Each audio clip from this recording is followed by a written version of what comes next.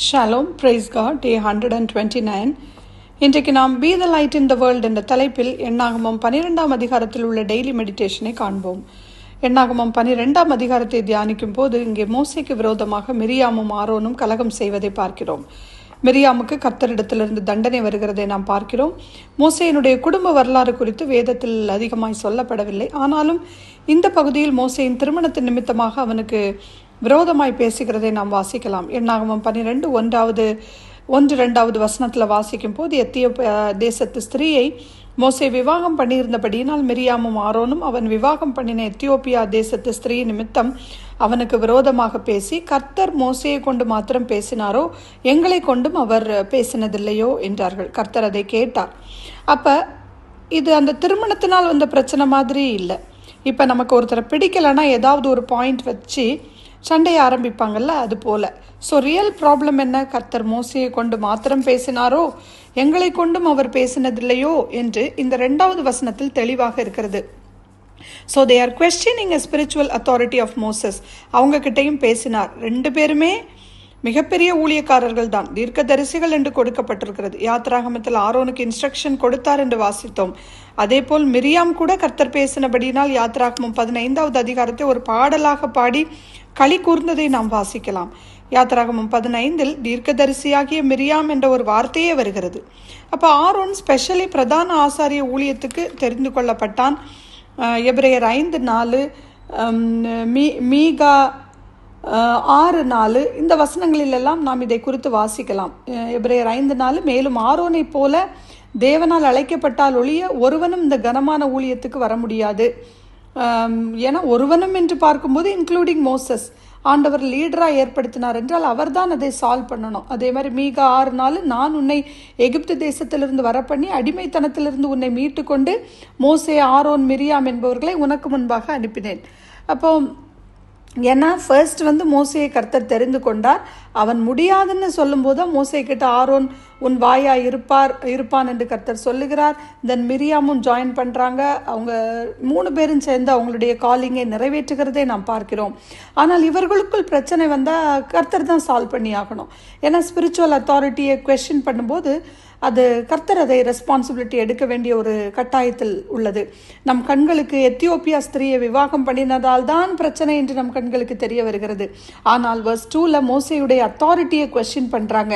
எங்களை கொண்டு பேசினதில்லையோ என்பதுதான் குவெஸ்டின். verse 3ல மோசையானவன் பூமியில் உள்ள சகல மனிதரிலும் மிகுந்த சாந்த குணம் உள்ளவனாக இருந்தான். ஆனால் ஆரம்பத்தில் அவனுக்கு இந்த சாந்த குணம் இருந்திருக்குமா என்பது கேள்விதான். ஆனால் கர்த்தர் அவனை ஒவ்வொரு பகுதியிலும் அவனுடைய சுயத்தை உடைத்து அவனை மாற்றுகிறதை நாம் பார்க்க முடிகிறது, உருவாக்குகிறதை பார்க்க முடிகிறது. 40 வருஷம் பேலஸ், 40 years வனாந்தரம், அடுத்தது எகிப்து. இப்படியாக கர்த்தர் உருவாக்கும் மனிதனாக மாறும்போது பூமியில் உள்ள சகல மனிதரிலும் மிகுந்த சாந்த குணமுள்ளவனானதை காண முடிகிறது. மோசேதான் இதை ரெக்கார்ட் ஆக்கி இருக்கிறார், எழுதியிருக்கிறார். ஒன்று கர்த்தர் சொல்லிதான் மோசே எழுதியிருக்கணும், இல்லாவிட்டால் மோசேயுடைய ஊழியக்காரன் யோசுவா மூலமாக டிக்டேட் பண்ணி இதை எழுதியிருக்கணும். ஸோ கர்த்தர் சொல்லாததே எந்த வார்த்தைகளும் பைபிளில் வராது. ஸோ verse 4ல் வாசிக்கும்போது பார்த்தீங்கன்னா மோசே, ஆரோன், மிரியாம் மட்டும்தான் ஆசரிப்பு கூடாரத்துக்கு வாங்கன்னு கர்த்தர் கூப்பிடுகிறதை நாம் அந்த இடத்துல வாசிக்கிறோம். அதில் முதல் பெயர் மோசே என்று சொல்லி கர்த்தர் முக்கியப்படுத்துகிறதை பார்க்கிறோம். முதலில் இவங்க எல்லாரும் ரொம்ப சப்போர்ட்டிவாக ஒருவருக்கொருவர் இருந்தவங்க தான். ஆனால் இப்பொழுது இங்கே ஸ்பிரிச்சுவல் அத்தாரிட்டி குவெஸ்டின் பண்ணப்படுகிறதுனால கர்த்தர் தலையிட்டே ஆக வேண்டும். ஸோ இதிலிருந்து என்ன புரிகிறது?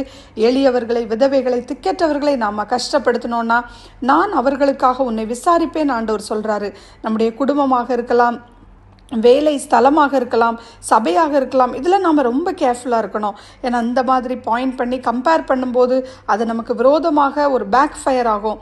verse 3 ஸ்டார்ட் பண்ணும்போதே சடுதியிலே கர்த்தர் அப்படின்னா இம்மீடியட்லி த லார்ட் அப்படின்னு ஒரு வேர்டை நம்ம பார்க்குறோம். அப்போ கர்த்தர் பில்லர் ஆஃப் கிளவுட்ஸில் இறங்கி, மேகத்தூணில் இறங்கி கூடார வாசலில் நின்று ஆரோனை மிரியாமையும் கூப்பிட்டார். verse 6ல் வாசிக்கும் போது அவர் என் வார்த்தைகளை கேளுங்கள் என்று சொல்கிறார். ஏன்னா கர்த்தர் சொல்லும்போது ஒன்றும் பண்ண முடியாது, கேட்டுத்தான் ஆகணும். ஏனென்றால் நான் கர்த்தர். ஃபார் எக்ஸாம்பிள் சாலமன் கிட்ட 2 முறை கர்த்தர் பிரத்யட்சமாய் பேசியும் அவன் செவி கொடுக்கல. ஸோ இங்கே அவங்க கிட்ட பேசும்போது ஒருவன் தீர்க்கதரிசியாக இருந்தால் கர்த்தராகிய நான் தரிசனத்தில் என்னை வெளிப்படுத்தி சொப்பனத்தில் அவனோடே பேசுவேன். அப்படின்னு அந்த வசனத்தில் நம்ம வாசிக்கிறோம். ஸோ விஷனுக்கும் ட்ரீம்ஸுக்கும் வித்தியாசம் உண்டு. verse 7 கர்த்தர் சொல்லுகிறது என்னன்னா, வாசிக்கிறது, என் தாசனாகிய மோசேயோ அப்படிப்பட்டவன் இல்லை, என் வீட்டில் எங்கும் உண்மை உள்ளவன், அவன் உண்மை உள்ளவன். ஸோ இதில் கர்த்தர் மோசையை குறித்து என் வீட்டில் எங்கும் உண்மை உள்ளவன், அது அவருடைய எல்லா காரியங்களிலும் அவன் உண்மையாக இருக்கிறதை அவர்களுக்கு குறிப்பிடுகிறார். இன்டெகிரிட்டியை மோசே எப்படி காண்பித்திருக்கிறார் பாருங்க. தேவனே சாட்சி கொடுக்கிறதை பார்க்கிறோம் மோசையை குறித்து. ஸோ இது போல் நம்மை குறித்து, நம்முடைய இன்டெகிரிட்டியை குறித்து கர்த்தர் எப்படி சாட்சி கொடுப்பாரா, இல்லை ஒவ்வொரு இடத்திலும் வேற வேற மாஸ்க் நம்ம போட்டுட்டு இருக்கிறோமா என்று இந்த காலை வேளையிலே சிந்தித்தாக வேண்டும். இந்த வசனம் நம்மோடு கூட பேசுகிறதா இருக்கிறது. verse 8 நான் அவனுடன் மறைப்பொருளாக அல்ல, முகமுகமாகவும் பிரத்யட்சமாகவும் பேசுகிறேன். ஸோ அவன் கர்த்தரின் சாயலை காண்கிறான். ஸோ கர்த்தர் நம்முடைய வாயின் வார்த்தைகளை கவனிக்கிறவராகவே இருக்கிறார். புத்தியீனமான கனவீனமான சிந்தனையை களைந்து விட வேண்டும்.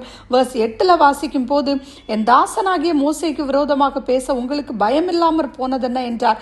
இதனால் கர்த்தருடைய வேதம் அந்த புரட்டினது போல இருக்கிறது. கர்த்தருடைய கோபம் அவர்கள் மேல மூண்டது, அவர் போய்விட்டார் என்று நாம் வாசிக்கிறோம். ஸோ கர்த்தர் கோபம் வந்தால் நாம எதிர்த்து நிற்க முடியுமா? அதை ஃபேஸ் பண்ணியே ஆகணும். இதனால மேகம் கூடாரத்தை விட்டு நீங்கி போய் மிரியாம் உறைந்த மலையின் வெண்மை போன்ற குஷ்டரோகியாகி இருக்கிறதை நாம் அதில் வாசிக்கிறோம். அப்போ ஆரன் பார்க்கிறான், மோசே கிட்ட போய் இதனால முறையிடுகிறான். verse 11 and 12 நம்ம வாசிக்கும் போது, என் ஆண்டவனே, நாங்கள் புத்தியீனமாய் செய்த இந்த பாவத்தை எங்கள் மேல் சுமத்தாதீரும்.